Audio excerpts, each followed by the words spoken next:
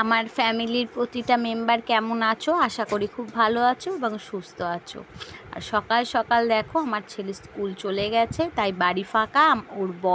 ওর বাবাও নেই, মানে ওর বাবা দিতে গেছে ওকে। তো আমি বিছানাপত্র একদম ঝেড়ে নিচ্ছি। আর কেউ না থাকলে না বাড়িতে দেবে কাজ করতে ভীষণ সুবিধা হয়, তাই কি না?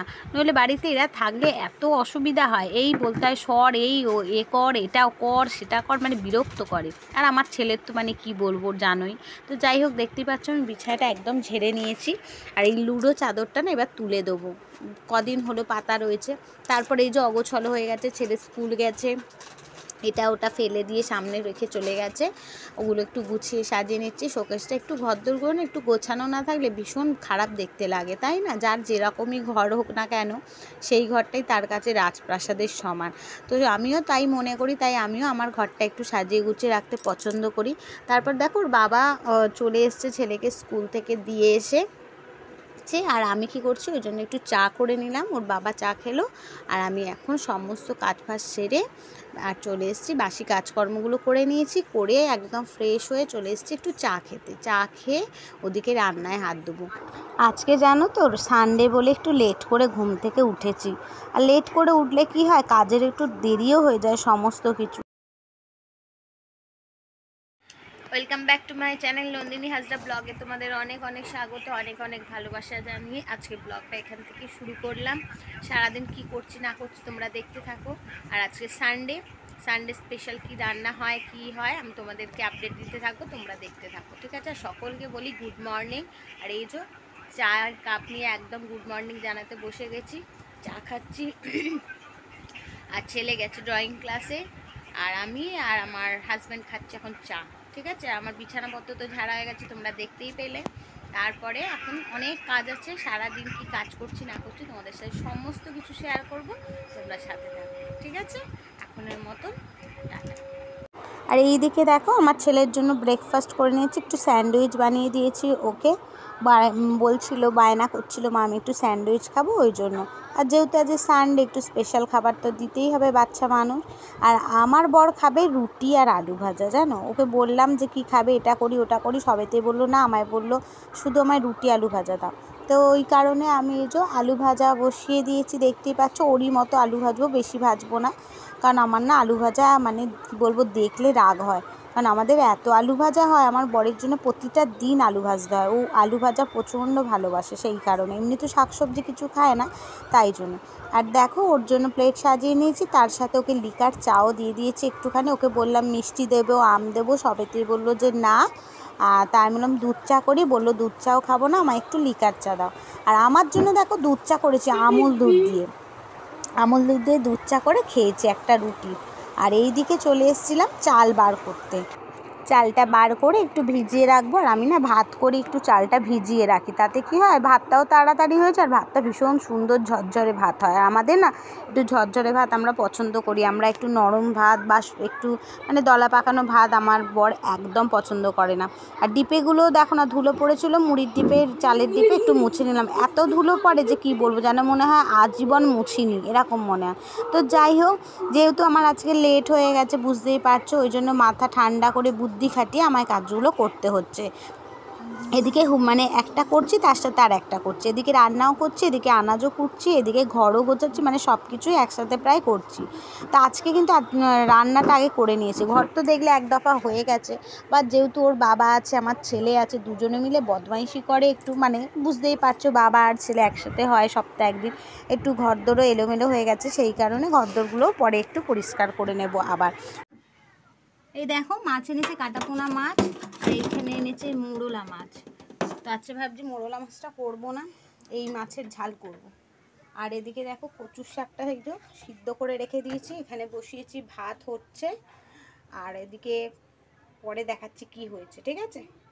এদিকে দেখো ভাত আমার হয়ে গেছে, উপর দিয়ে দিয়েছি। আর এই যে মাছের ঝালটা মশলাটা করছি,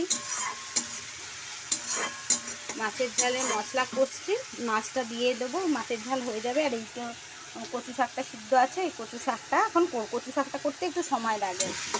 আর এদিকে আমার রান্না হয়ে গেছে, চাটনি হয়ে গেছে, লাল শাক ভাজা হয়ে গেছে, সব হয়ে গেছে, ঠিক আছে? আর কিছু যে আর করবো না, এই হলো আজকের রান্না। আর যে একটু মাছটা এই মশলার সাথে কষাবো, কষিয়ে রান্না করবো। মশলার সাথে কষালে না ভালো মশলা ঢোকে, জানো তো এর মধ্যে, ওই জন্য আজকে এরম করে করবো। তবে প্লাস দিলে এবার গরম প্লাসটা মারলে না কালারটা মানে রান্নার একটু অন্যরকম লাগে। এটা কিন্তু খুব লাল টকটক করছে মশলাটা। আর এদিকে দেখো মশলা কষে নিচ্ছি ভালো করে। মশলা কষলে না যত রান্নায় মশলা কষা হয় তত টেস্ট হয়, তাই কি না? তো এরপর দিয়ে দিলাম একটু জল। আর এই যে মাছের ঝাল প্রায় হয়েই এসেছে, নামিয়ে নেবো একটু পরে। ফুটিয়ে দেখো লাল শাক ভাজা করেছি পোস্ত দিয়ে, অল্প করেই করেছি, দেখলে তো শাকটা নষ্ট হয়ে গেছে।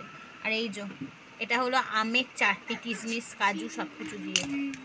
এদিকে দেখো ভাত, আর এইখানে আছে আমার তো মাছের ঝাল, আর আছে এই যে কচুর শাক, কিচ্ছু দিয়ে না, মানে মাছের মাথা, ইলিশ মাছের মাথা ঠাতা কিছু নয়, ছোলা দিও নয়, একদম প্লেন। আর এই লাল শাক পোস্ত দিয়ে ভাজা, আর এই আমের চাটনি করেছি, খেজুর আম এই সরি কিশমিশ কাজু এইসব দিয়ে, ঠিক আছে? এই হলো আজকে আমাদের লাঞ্চ মেনু। এরপরে দেখো সব কিছু আমার রান্না বান্না কমপ্লিট হয়ে গেছে, ওই জন্য ঘরটা আর একবার ঝাড় দিয়ে নিচ্ছি। তাও দেখো ধুলো, দেখো মনে হচ্ছে না ঝাঁটা পড়েনি। তো যাই হোক, আমার ঘরে ভীষণ ধুলো হয়, কেন হয় এত আমি জানি না, ধুলো ঝুল প্রচণ্ড পরিমাণেই পড়ে। আর এই দেখতে পাচ্ছ ঝাঁটপাট দিয়ে পরিষ্কার করে নিচ্ছি ঘরদোর, আর একবার মুছেও নেবো, যেহেতু রান্না বান্না হয়েছে, ঘরে আসা যাওয়া করেছি রান্না রাখতে, তো ওই জন্য একবার মুছে নেবো।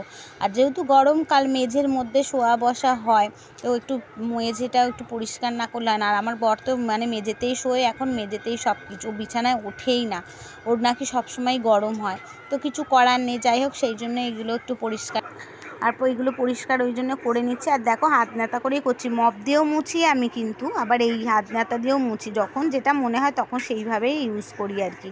তারপরে জল ভরে নিচ্ছি, কতগুলো বোতল খালি হয়ে আছে, ওই জন্য একটু জলগুলো ভরে নিচ্ছি। আর আমি ছাড়া ঘরে কেউ কাজ করার নেই, তো বুঝতেই পারছো আমার ছেলে ছোট, তাও মাঝে মধ্যে দেখেছো একটু জল টলগুলো ভরে দেয়। এখন আবার কি হয়েছে, একদম ভরে না। আমার অবস্থা দেখতেই পাচ্ছ, খুব শোচনীয়। এখনও আজ স্নান হয়নি, আজ আমার প্রচুর লেট হয়ে গেছে, কারণ তোমাদের দাদাভাই ঘরে থাকলে আমার প্রচুর লেট হয়, কারণ বেলায় আমার রান্না, বেলায় সমস্ত কিছুর জন্য দেরি হয়ে যায়। তো দেখতে পাচ্ছ এতক্ষণ ধরে কাজগুলো শেয়ার করলাম তোমাদের সাথে যতটুকু পেরেছি। তো যাই হোক কী কী কাজ করলাম তোমাদের একটু এক রাউন্ড দেখিয়ে দিই, ঠিক আছে? চলো। বিছানাটা আবার পরিষ্কার করলাম, কারণ আমাদের ঘরে বিছানাটা অনেকবার পরিষ্কার করতে হয়। আমার বিছানার চাদর এলোমেলো হয়ে থাকলে না একদম ভালো লাগে না, 14 বার পরিষ্কার করি। বাবান টিভিটা একটু আসতে দে। আমার ছেলে স্নান হয়ে গেছে, পরিষ্কার হয়ে গেছে একদম, ওকে শুধু খাওয়াবো। আর আমার এদিকে দেখো ঘর গোছানো, পরিষ্কার করা, এদিকে সমস্ত ঝাড় দেওয়া মোছা সব হয়ে গেছে একদম, দেখতেই পাচ্ছ এখনও ভিজে আছে। আর এখানে লাঞ্চ আমার রেডি। আর এই যে এতগুলো জলের বোতল ভরলাম, ওখানেও রাখলাম কিছু। আর এই যে পরিষ্কার হয়ে গেছে, দালানও দেখো একদম পরিষ্কার করে নিয়েছি সমস্ত কিছু একদম।